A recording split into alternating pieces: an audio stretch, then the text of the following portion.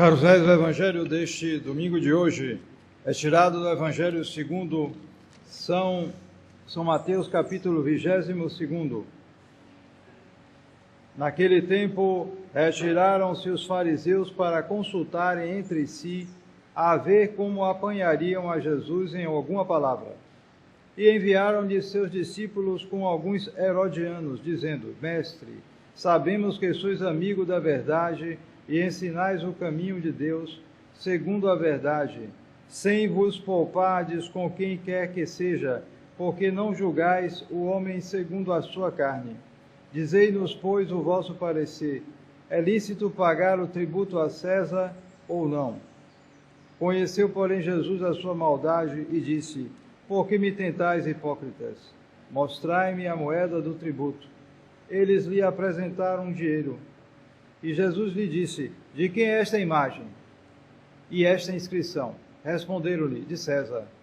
Então ele lhes replicou: Dai, pois, a César o que é de César e a Deus o que é de Deus. Podem sentar-se.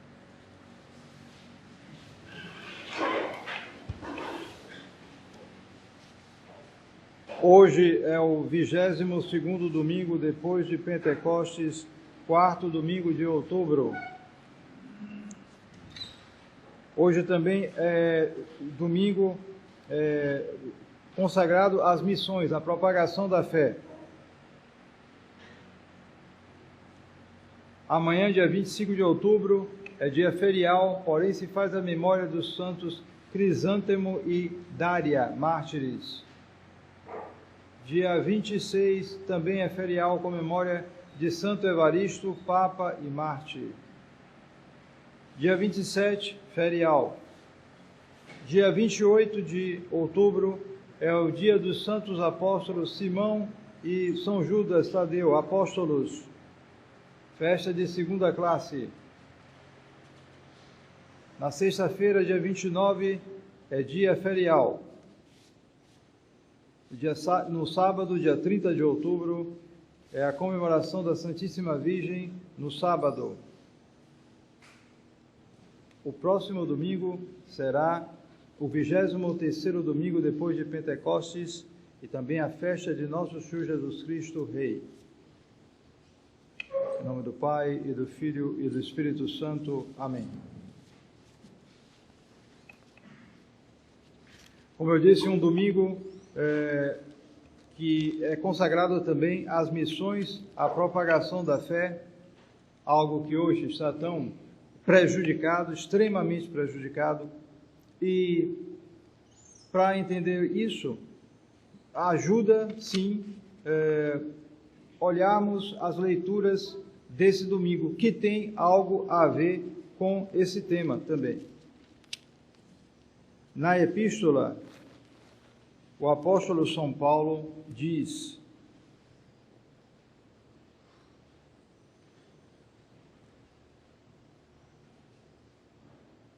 entre outras coisas, ele diz: é justo que eu tenha este sentir de vós todos, porque vos tenho no coração, e quer em minhas prisões, quer na defesa e continuação do Evangelho, todos sois participantes da minha alegria.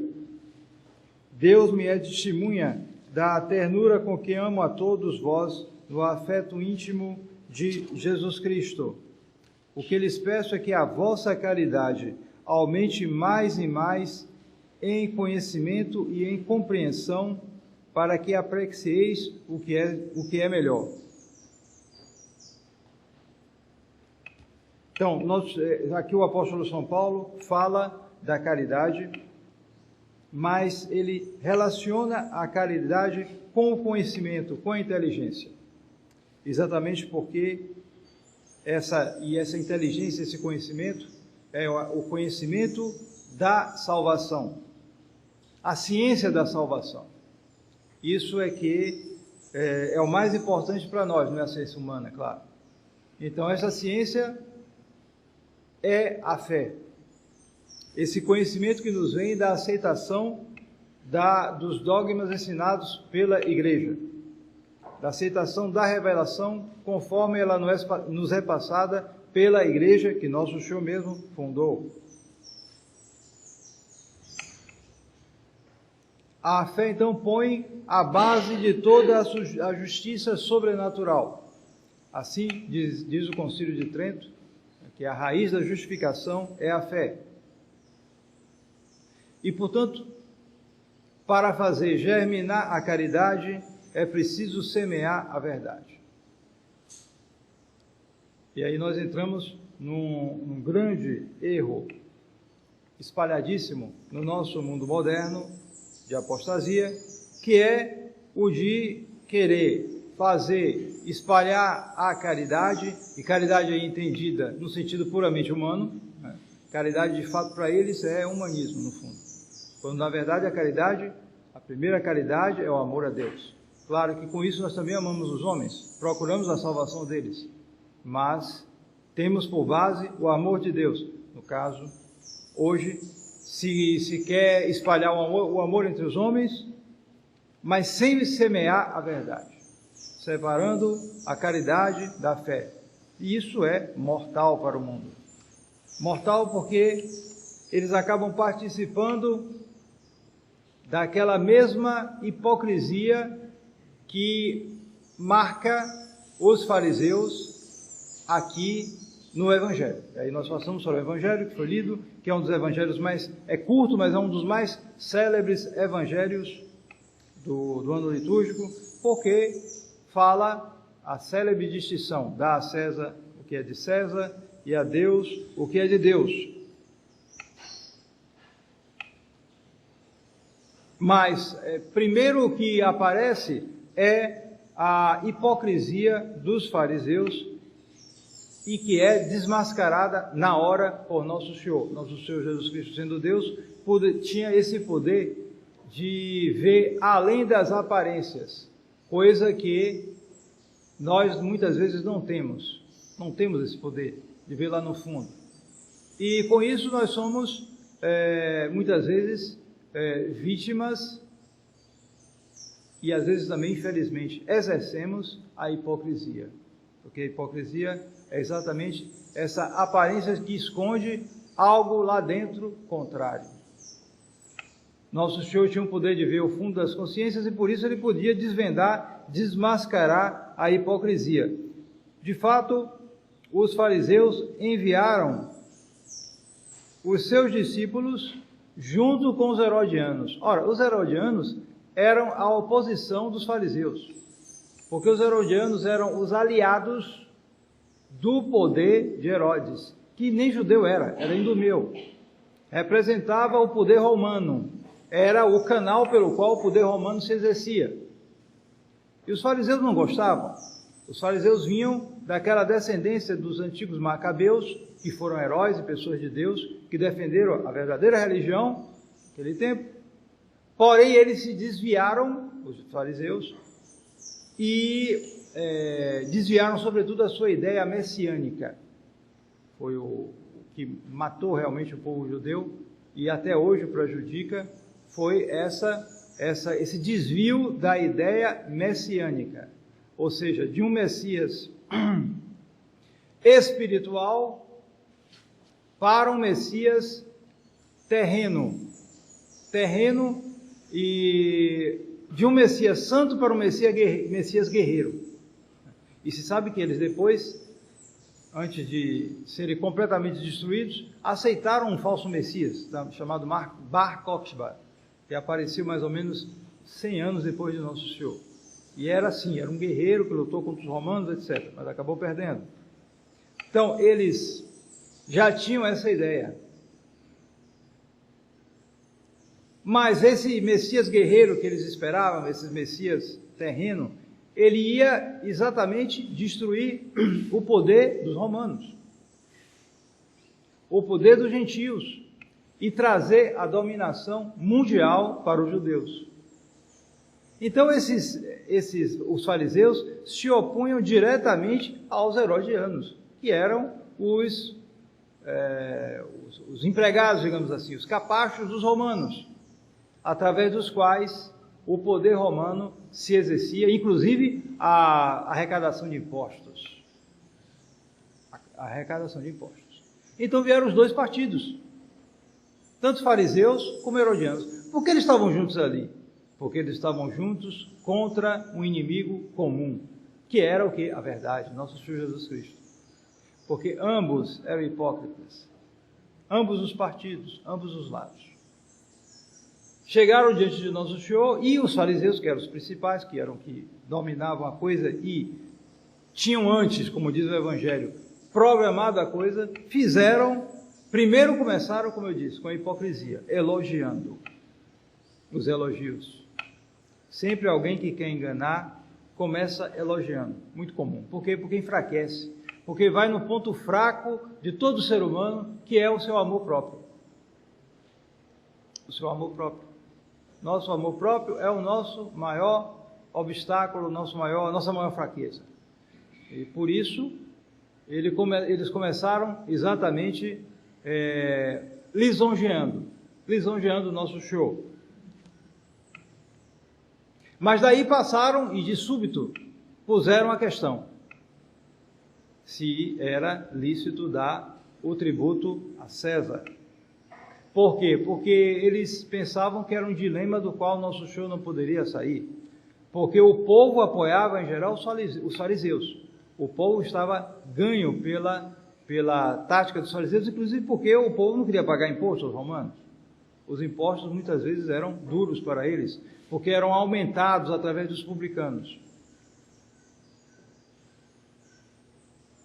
Os romanos, em geral, davam liberdade religiosa, mas exigiam o tributo. Então, os fariseus misturaram uma coisa com outra e tornaram, então, a causa nacional a causa religiosa. Identificaram as duas coisas. E vieram com essa questão. Se Jesus disser, não é lícito pagar, então ele estará contra o povo. Se disser, ele estará contra os romanos, perdão. E se disser, é lícito pagar, deve-se pagar, então estará contra o povo. Então não tem saída. Foi assim que eles programaram as coisas. Mas nosso Senhor, primeiro viu logo a hipocrisia, pediu a moeda, primeiro os recriminou. Era uma recriminação feita por um Deus. É a melhor recriminação que pode existir, porque ela é absolutamente verdadeira e ela tem como objetivo converter. Nosso Senhor queria ainda ali converter aquela gente. Eles foram, infelizmente, a grande maioria até o final, na maldade deles, mas nosso Senhor procurava convertê-los. E pediu a moeda.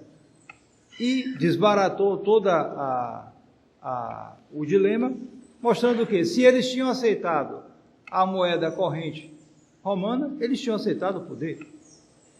E por isso eles tinham que dar a César o que é de César. Porém, também eles tinham que dar a Deus o que é de Deus.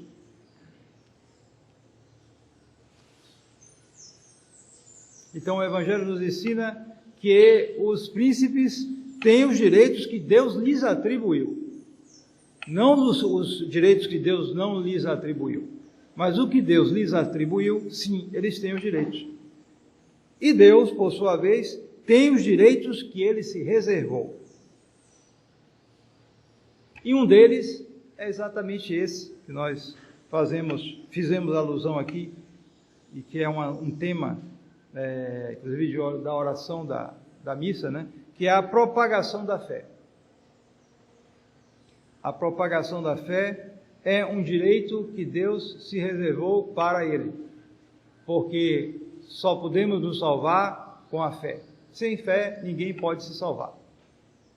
Então, a propagação dessa fé, que só pode ser, é claro, fé católica, apostólica, romana, é um direito que Deus se reservou e, portanto, os príncipes, os governantes, de modo geral, como tais, devem não somente deixar livre a igreja, não é só isso, mas devem favorecer a igreja nessa tarefa.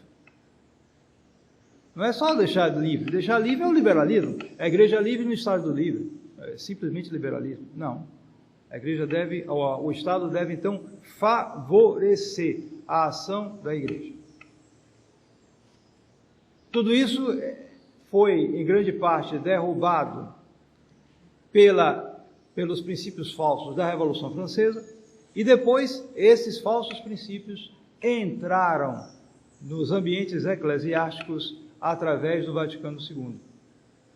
E um dos grandes meios para que isso entrasse foi o ecumenismo. Porque o ecumenismo mata na raiz qualquer intento de propagação da fé. Monsieur Lefebvre, depois do encontro de Assis, o primeiro, que foram vários, mas o primeiro foi em 1986, já há muito tempo. E houve gente na época que disse que estava perto do fim do mundo, porque é o fundo do poço, né? João Paulo II se reuniu com tudo quanto é religião, desde protestante até macumbeiro, todo mundo se reuniu, e cada um rezar do seu modo, e colocar um Buda em cima do sacrário, como fizeram, e assim por diante. Então, como estava perto do ano 2000, teve gente que ficou falando isso. Porém, hoje, vemos que a coisa piorou muito mais. Mas não é por isso que nós devemos esquecer que o princípio do mal estava ali. Já era o mal avançado, o princípio já estava no Vaticano II. E no liberalismo que eles aceitaram. E aí veio os frutos amargos, cada vez piores. E por isso, quando se diz hoje que com Francisco se chegou ao fundo do poço, eu não sei. Simplesmente não sei, porque se dizia isso antes, com o próprio João Paulo II, que hoje até passa como santinho para muito conservador e iludido. Então, o ecumenismo foi esse meio pelo qual se destruiu o espírito de missão, porque o ser humano é lógico. O ser humano sempre é lógico. Enquanto ele é ser humano, ele é lógico. A lógica pertence à razão humana. Não pertence nem propriamente aos anjos, porque os anjos vão direto na verdade. Eles são muito diretos. Mas o ser humano é por partes. Enquanto que os animais simplesmente não têm razão. Eles vão só pelo instinto. Mas o ser humano não. Ele fica nesse, digamos, meio caminho entre os animais e os anjos. Então ele precisa da lógica. Então ele é sempre lógico. Agora, essa lógica pode não se manifestar de uma hora para outra. E pode ser mais rápida ou mais lenta. Os mais inteligentes, em geral, têm uma lógica mais rápida. Os menos inteligentes têm uma lógica menos veloz. E outro aspecto, que é o pior de todos, que é o mais difícil, o mais delicado, é que essa lógica pode ser para a verdade ou pode ser para um erro. Muita gente acaba identificando a lógica com a verdade. Isso não é lógico, isso quer dizer, isso não é verdadeiro. Não. Às vezes pode ser bem lógico e pode ser terrível. Nós vivemos hoje, nossa época, uma época em que a lógica da revolução está chegando às suas últimas consequências. Então o ser humano vai assim, ele é lógico. Então, o ecumenismo, logicamente, leva à destruição do espírito de missão. Por quê? Se as religiões se tornam meios de salvação, torna-se completamente inútil a conversão de pessoas que estão em outras religiões. Porque, sendo elas meios de salvação, elas têm aquela religião como meio de salvação para elas. Por que então mudar as coisas?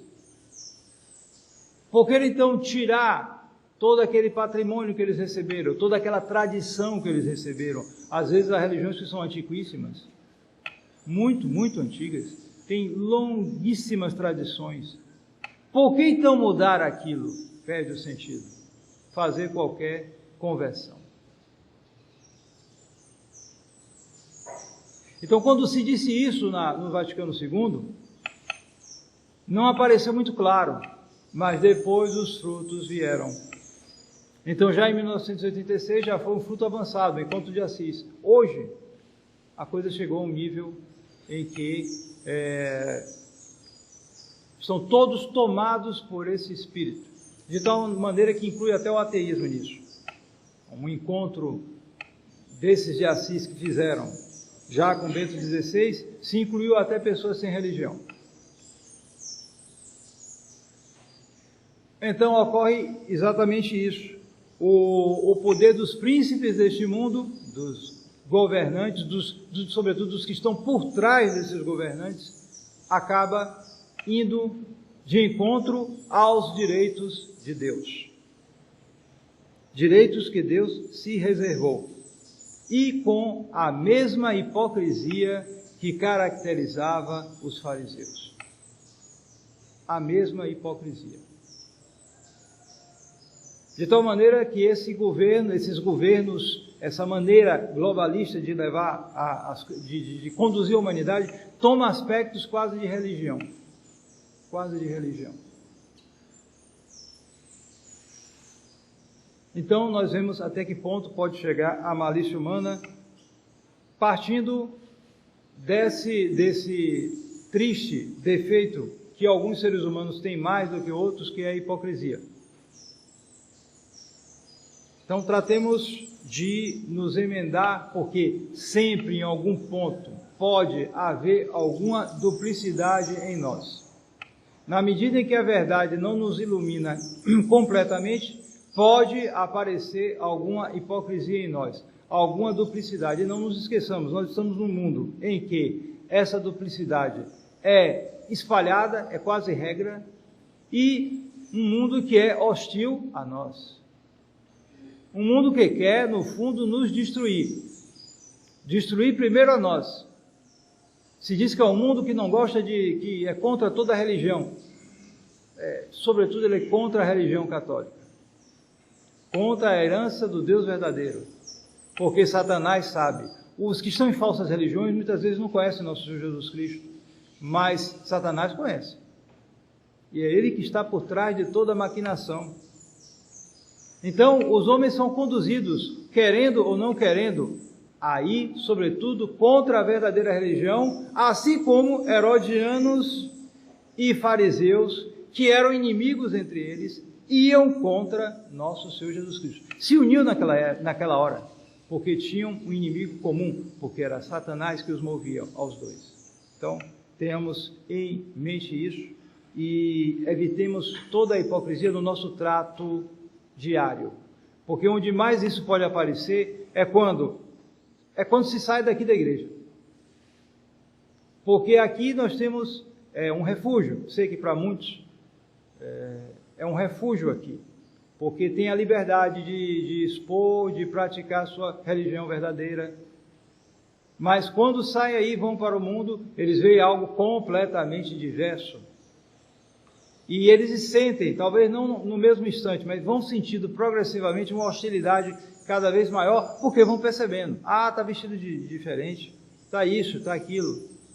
Não solta palavrão, não conta piada indecente, não assiste tal programa de tal depravado, tal depravada, tal, não assiste. Não sabe nem o próximo capítulo. Percebem imediatamente isso. E começam comentários. E então é muito fácil a pessoa querer se adaptar mais ou menos, fazer uma certa concessão nesse ou naquele ponto, e o que implicará, mais cedo ou mais tarde, em algum grau, a hipocrisia. Então lembremos disso, todo aquele que se deixa levar pela hipocrisia, mais ou menos, seja lá qual for o grau, poderá ouvir essa palavra de nosso Senhor. Hipócrita. Nosso Senhor vê tudo e percebe a hipocrisia. Os homens, mesmo os mundanos, pode ser até que alguém muito habilidoso, acho difícil, mas pode ser que algum católico tradicional muito habilidoso consiga enganar até os mundanos e não ser hostilizado por eles, mas a nosso Senhor não conseguirá.